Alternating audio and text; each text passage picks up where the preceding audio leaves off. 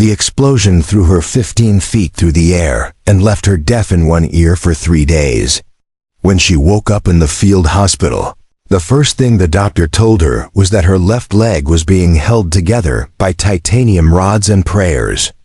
The second thing he told her was that her military career was over.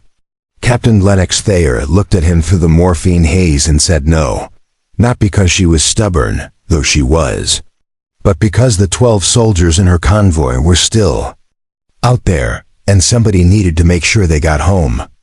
What happened over the next 6 months would prove that sometimes the biggest battles aren't fought with weapons.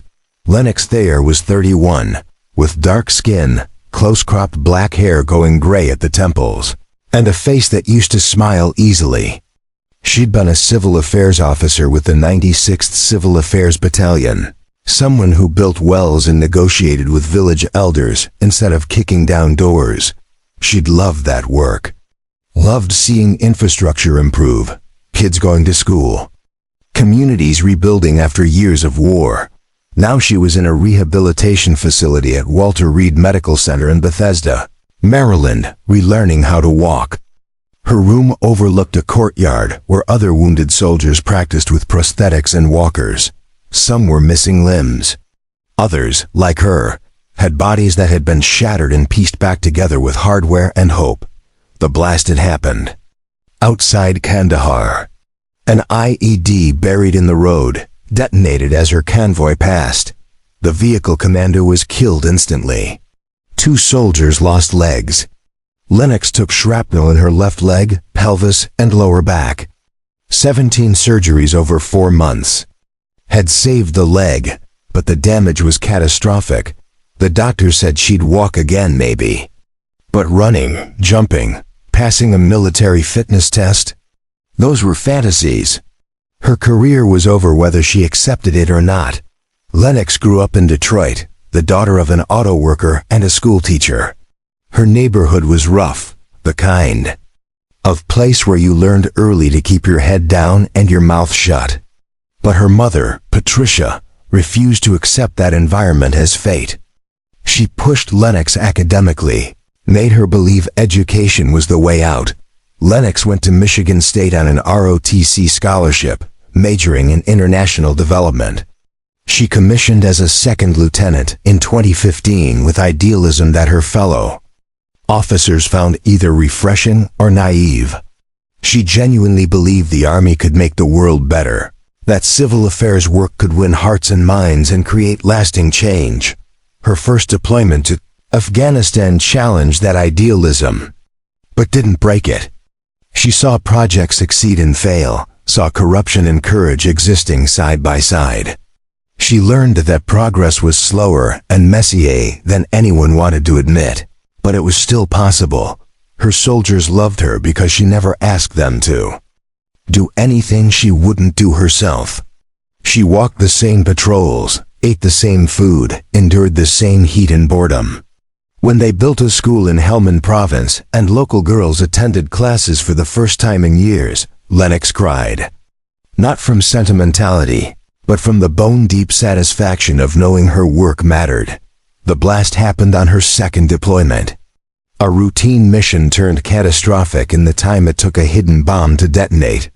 3 soldiers killed, 7 wounded. Lennox had been lucky, the doctors said. She'd survived, but surviving wasn't the same as living.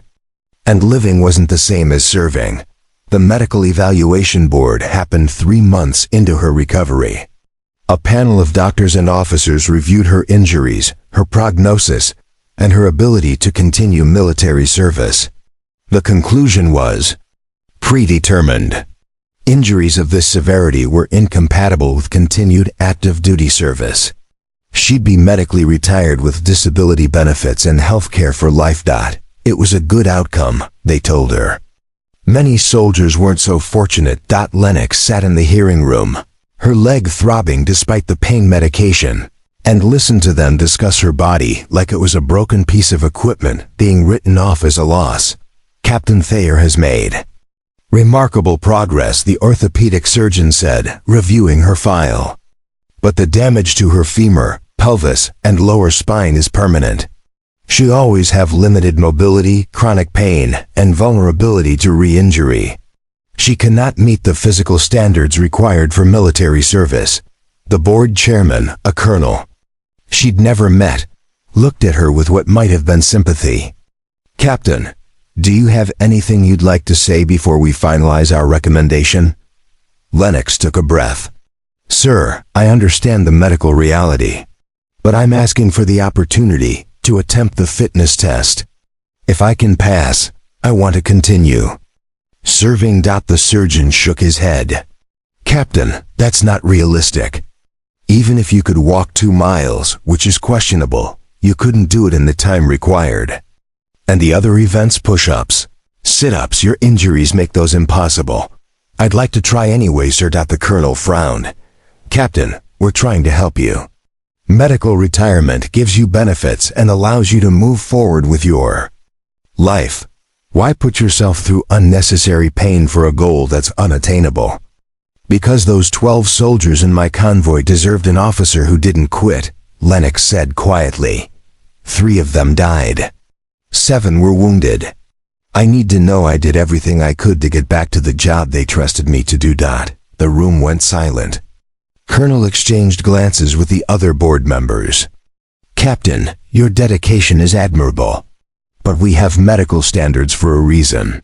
Returning you to active duty in your condition would be irresponsible." "Then let me prove I can meet those standards," Lennox said. "Give me 6 months, if I can pass the fitness test, reconsider the retirement. If I can't, I'll accept the board's decision without appeal."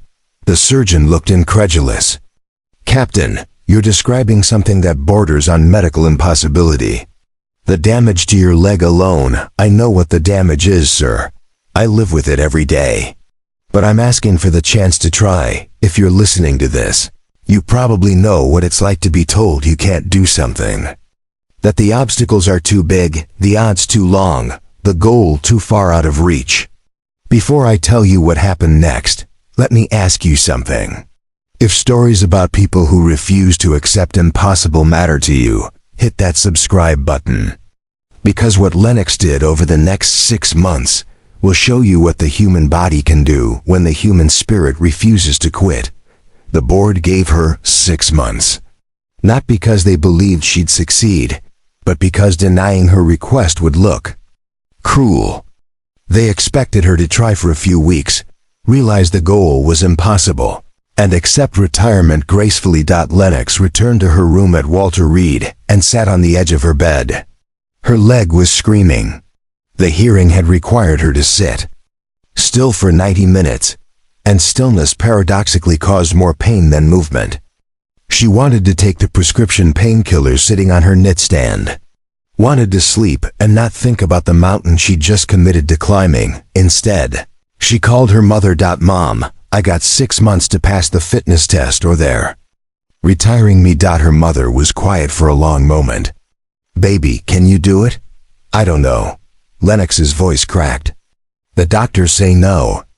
The physical therapist says probably not. My body is telling me I'm crazy for even trying. What's your heart saying?" Lennox closed her eyes. "That I have to try. That I can't walk away without knowing if it was possible." "Then you already know what to do," her mother said. "You do what we taught you. You take it one day at a time. You do the work. And you don't quit until someone physically carries you off the field." After they hung up, Lennox looked at the clock. It was 1800 hours. The physical therapy gym would be empty. She stood up, gasped at the pain that shot through her leg, and forced herself to take a step. Then another. She made it to the gym. Barely, but she made it. The Army Combat Fitness Test required 6 events. A 3-repetition maximum deadlift, standing power throw, hand release push-ups, sprint drag carry, leg tucks, and a 2-mile run. For her age group, the minimum passing score required deadlifting 140 pounds, throwing a 10-pound ball 4.5 meters, completing 10 push-ups, finishing the sprint drag carry in 3 minutes, doing 1 leg tuck and running 2 miles in 21 minutes. Were modest standards for a healthy soldier. For Lennox, they might as well have been climbing Everest. She started with walking. Just walking. Her physical therapist, a former Army medic named Sergeant Torres, created a progressive program that focused on building strength without re-injuring the damaged tissues. 10 minutes on the treadmill at first, barely faster than a crawl. Then 15. Then 20. The pain was constant. Some days it was a dull ache she could ignore. Other days it felt like someone was driving nails through her femur. She learned to distinguish between pain that meant damage and pain that was just her body complaining about being pushed. Push-ups were agony. Her pelvis couldn't stabilize properly, and her core strength had evaporated during months of bed rest. She started against a wall, doing incline push-ups that barely qualified as exercise. Weeks passed before she could do a single proper push-up. Months before she could do 5. Other wounded soldiers watched her work. Some offered encouragement.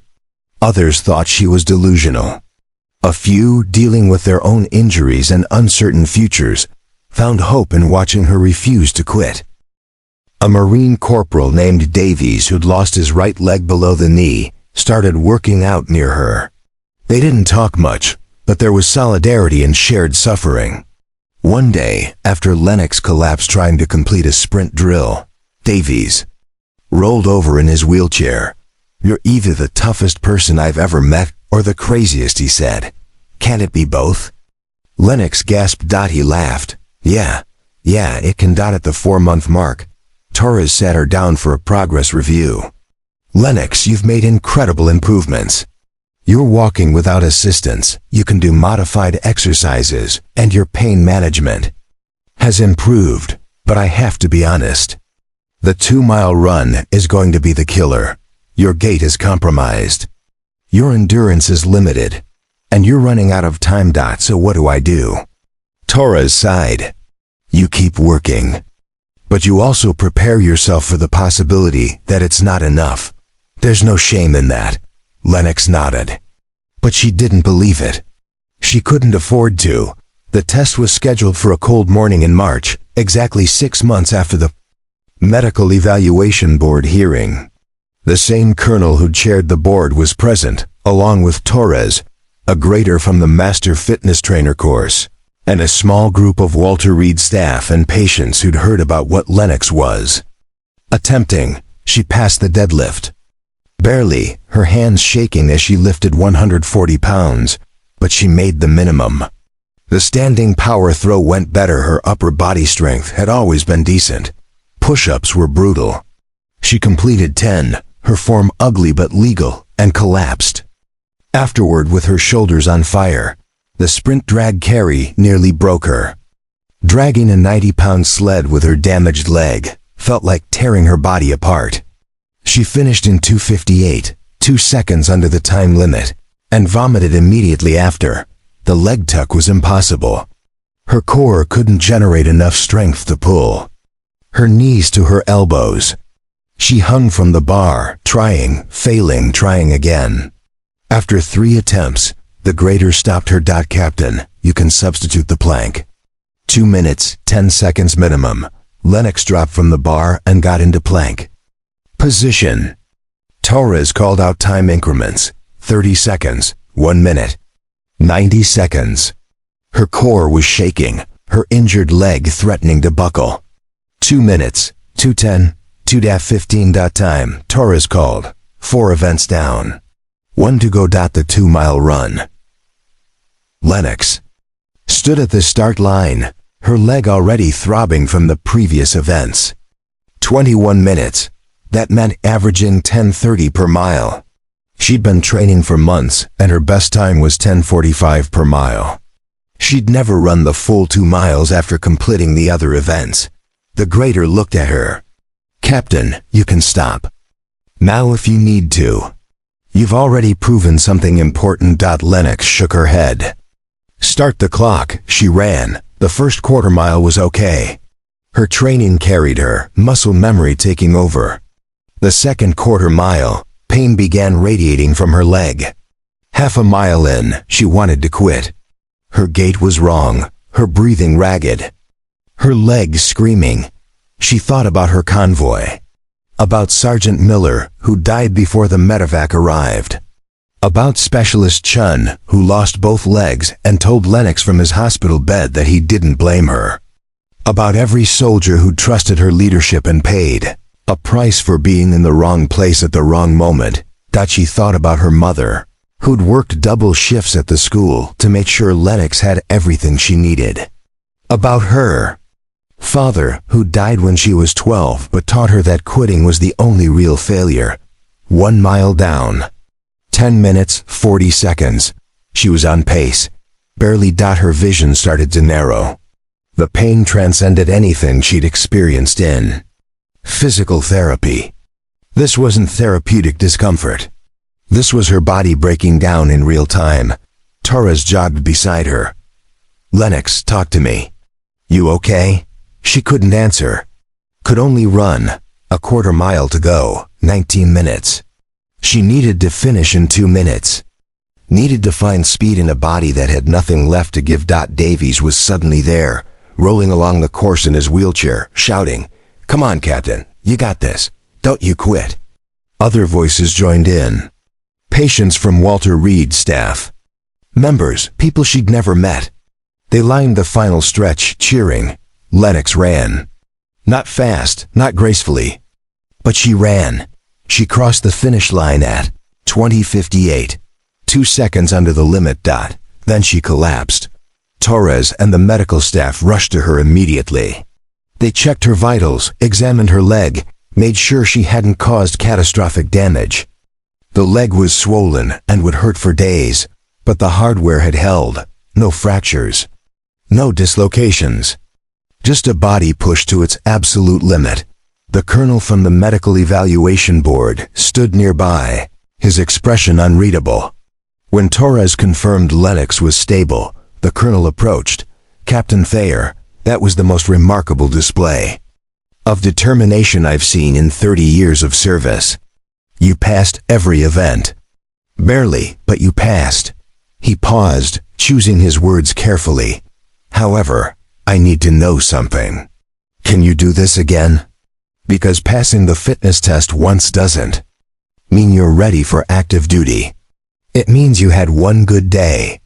The Army needs soldiers who can perform consistently, not once under ideal conditions." Lennox sat up slowly, every muscle protesting. "Sir, I don't know if I can do it again tomorrow. But I know I can do it again eventually. Give me a non-combat assignment. Let me work in training or education or administration. I can still serve. I can still lead. I can still contribute." The colonel looked at Torres. "What's your professional assessment?" Torres hesitated. "Sir, medically speaking, what she just did shouldn't have been possible. But she did it. If she's willing to manage her injury and accept limitations, I believe she can serve in a reduced capacity." 3 weeks later, Lennox received orders. She was being assigned to the Civil Affairs Training Center at Fort Bragg as an instructor. She'd teach the next generation of civil affairs officers everything she'd learned in 2 deployments and 1 catastrophic injury. It wasn't the same as being in the field, but it was service. On her last day at Walter Reed, Davies found her packing her room. "You did it," he said. "You actually did it." Lennox smiled. "So are you. I heard you're getting fitted for a running prosthetic." Davies grinned. "Figured if you can run on a broken leg, I can run on a fake one. You inspired a lot of people here, Captain. More than you know." She finished packing and took one last look at the room where she'd spent 6 months rebuilding her body and her life.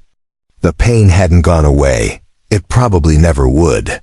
But she'd learned something important. Pain was just sensation. It wasn't failure. It wasn't weakness. It was just the price of refusing to quit. At Fort Bragg, Lennox became known as the captain who'd fought the medical evaluation board and won.